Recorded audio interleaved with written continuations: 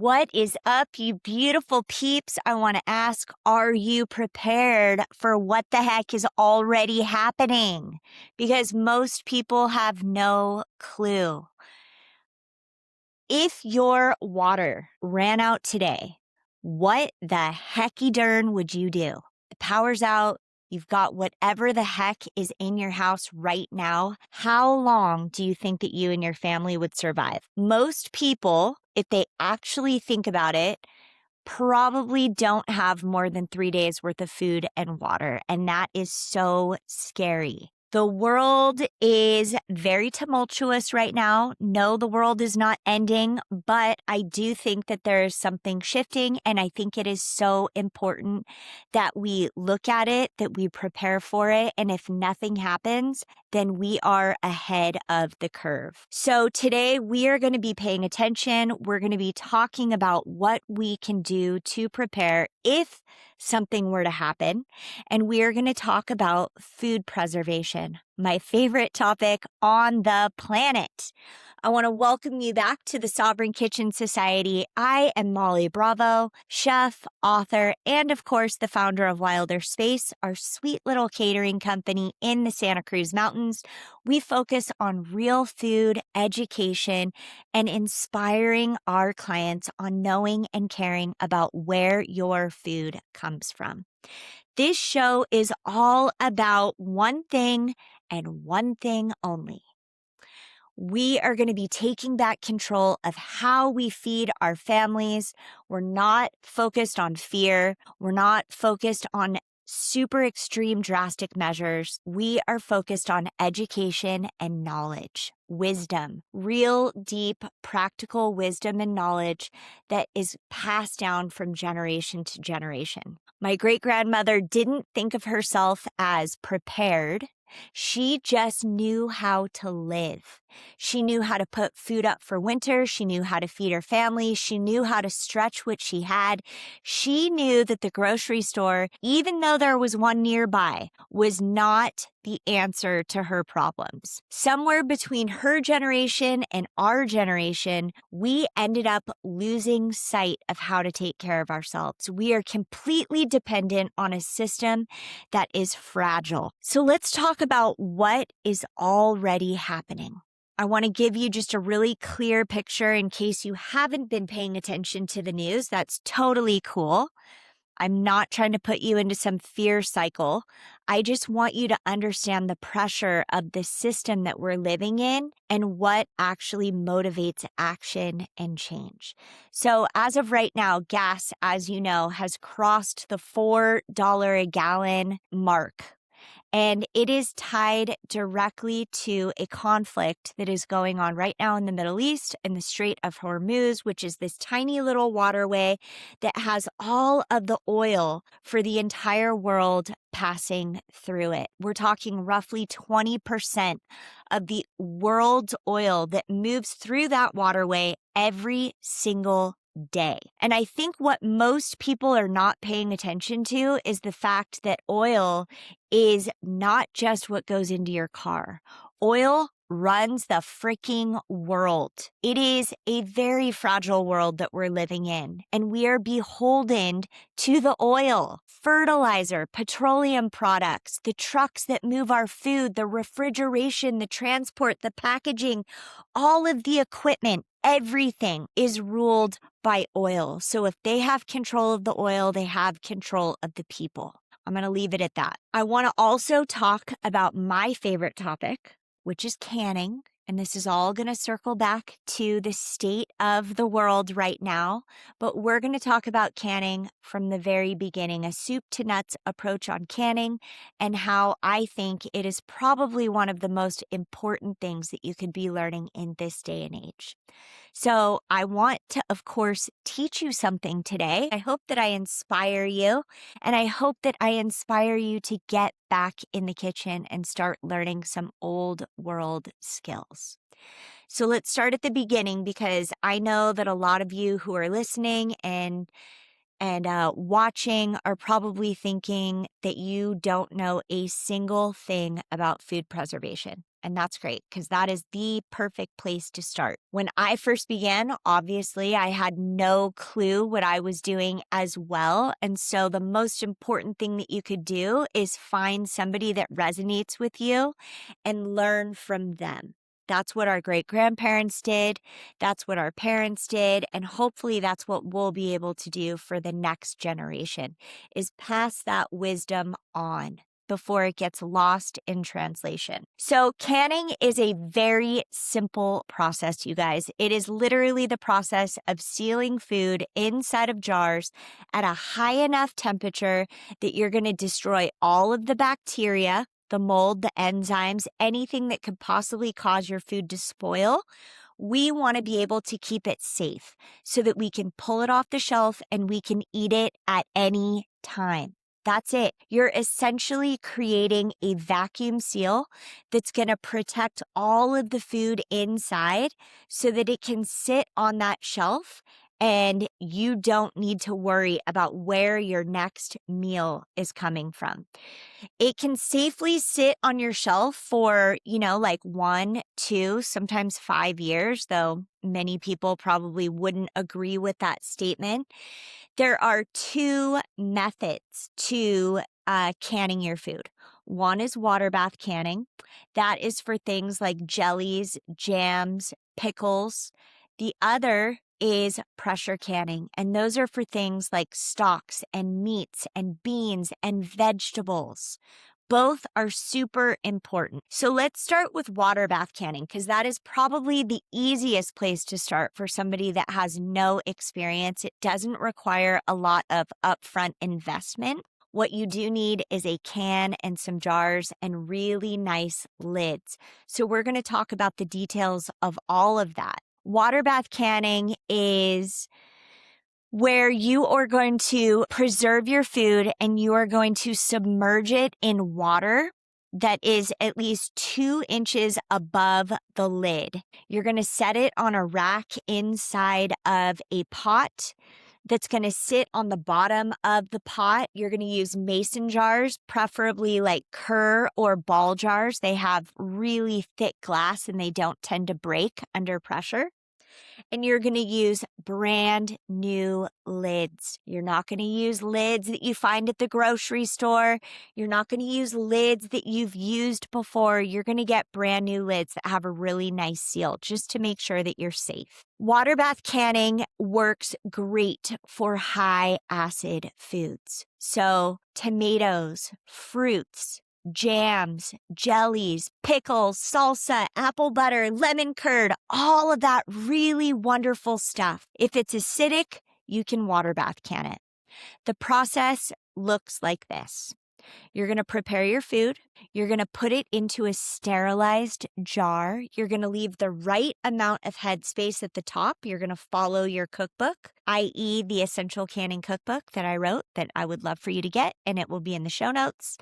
You're going to usually leave about 1/4 to 1/2 inch of headspace, depending on the recipe that you use. You are going to wipe the rims clean. You're going to put the lids on. You're going to submerge them into that water, and then you're going to process. And within about 15 minutes, you're going to have beautifully sealed jars. When they come out, you're going to let them cool. You're going to hear that beautiful popping sound. That means that your lids have actually sealed and your food is safe. Now, pressure canning is the second method that we're going to be talking about. And this is also super important and actually my favorite way to preserve food. And that is for low acid foods. We're talking meats, beans, vegetables, soups, broths. Low acid foods need a much higher temperature than just boiling water can reach, which is why you need a pressure canner to keep that food safe. We're not talking about rebel canning here. We are talking about the safest way that you can. I always say learn the right way. And then once you learn the right way, you have a little bit of wiggle room to figure out what you can tweak. Okay. But just try to follow the tested recipes first before you start experimenting. We want to bring the internal temperature of our food up to 240 degrees. This is going to kill all botulism. So it's super safe. And that is why I always recommend people learn this particular style of canning. Pressure canning sounds intimidating. It is an upfront investment, but once you have done it a couple of times, it is going to be so routine and second nature for you. The equipment literally does all of the work. You just have to set it and forget it. And the reason that this is so important right now in 2026 is because a jar of food that you preserve requires 0 refrigeration. So if the power happens to go out for a week, a month, all you have to do is reach into your pantry, pull off a jar from the shelf, and you have dinner ready in seconds. You don't need to freak out about where you're going to get your next meal. This is exactly what my cookbook, the Essential Canning Cookbook, walks you through. It's going to take you from your very first jar all the way through building a full-on pantry, you guys. You're going to be so stoked. It even shows you how to do meals in jars. So when you're too tired to cook, all you have to do is pull a jar off the shelf. Dinner's ready in 5 minutes. So the next thing that I want to talk to you about is the 7-day grocery leak fix. And what I want you to think about is that canning absolutely works if you're buying all of the right things and the prices are actually put in place. And most of us are spending money at the grocery store in ways that are working directly against our goals. What do I mean by that? I mean that the average family is actually leaking somewhere between $200 and $400 a month on groceries that they don't even realize that they're spending. And it doesn't mean that these people are careless. It's because the grocery store is designed and engineered in a way that is meant to take your money. So we want to get out of that habit. We want to get out of being beholden to a system that does not have our best interest in mind. We want to be sovereign. We want to take care of ourselves. We want to eat good food, and we want to be able to support our families no matter what. No matter what is going on in the world around us, we want to make sure that we are safe. So I created the 7-day grocery leak fix to stop the leak, to break the cycle. In 7 days, you are going to walk through a 3-part system. And within that system, the first thing that you're going to do is you're going to figure out where your money is going. Where are you hemorrhaging cash? The second thing that you're going to learn is what I call the anchor protein method. That is when you take one main protein, you prepare it or you cook it once and you prepare it multiple ways so that you have food throughout the entire week. You don't need to panic and worry about what you're going to make for dinner. All of the work is done up front. It helps you get out of shopping when you're super tired, shopping for convenience food, ordering takeout. You're going to save money. You're going to eat better food. You're going to source differently. It is so awesome. And then, of course, the last thing that you're going to learn is to write out your shopping list before you get into the grocery store so you know exactly what you're going in there for.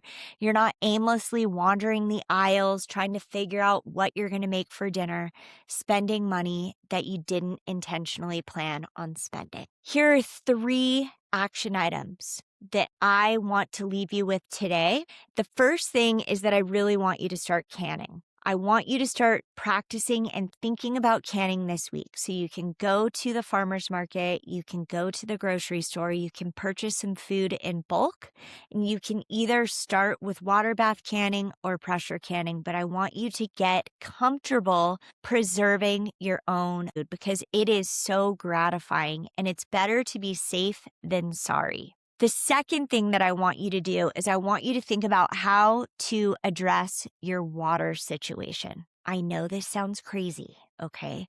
But this is probably one of the things that most people don't think about. If the power were to go out for an extended period of time, that means that we don't have water. We need water to live. So, what are you going to do to make sure that you have water? That you're not beholden to the municipal water supply for what you actually need. Think about getting distilled water, holding water in 5-gallon buckets so that you have it if anything were to happen, and to make sure that you have enough water and enough food for 1 month, if not 3. 3 would be better. And then the third thing that I want to talk to you about is, of course, getting a solar generator.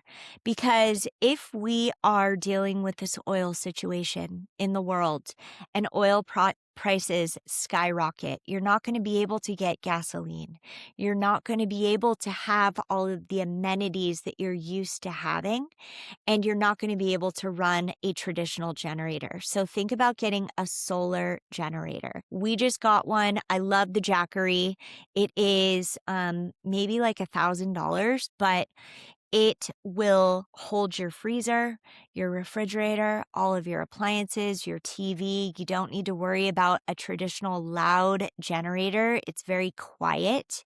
It's totally awesome, and it will keep you safe and prepared. I want to close with something that I say quite frequently because I believe it wholeheartedly, and I just like to repeat the mantra so that I remember it and so that, of course, it infuses into your bones. And that is that being prepared does not necessarily mean that you have to be paranoid. Preparedness is the opposite of fear. And so if there's anything that I can remind you of, it's that I just want you to be prepared so that you're not caught by surprise. You're not caught when everybody else is panicking, and you can hang out at your house and be cool, calm, and collected. Because when you have food on your shelves that you have put up yourself, you have harvested it, you've preserved it, you've prepared it, you have water, you don't need to worry about where your next meal is coming from, where you're going to source your hydration. Everything is going to be totally. In this episode, I would love it so much if you took 60 seconds and you left a review, because a review is how other people find us. And there are people out there that genuinely need a little bit of support and guidance, and they do not know where to go. So if they can find a little bit of information to help them along on their path, your review is going to help them find us. I just want to remind you that food is and always will be our medium for connection. I want to thank you so much for taking the time to listen to this podcast. For those of you who have been listening from the beginning, for those of you who have just found us now, thank you from the bottom of my heart. I would love it if you checked out our cookbook, The Essential Canning Cookbook. You can find it at all major book retailers now. It's on Amazon. It can be shipped to your door. You don't even have to go to a bookstore to find it. And then, of course, if you're interested in learning how to save money, how to get out of the grocery store, how to pull away from the middleman to practice sovereignty in your own life, based around food, then I implore you to check out the 7-Day Grocery Leak Fix. It can be found on our website, wilderspace.com. Again, I'm going to leave those in the show notes below. I hope to see you guys next week. Thank you so much for being a part of my journey. And I hope that you will follow along on Instagram, Facebook. You can find us at Wilder Space. I'm Molly Bravo. This is the Sovereign Kitchen Society, and I will see you next week.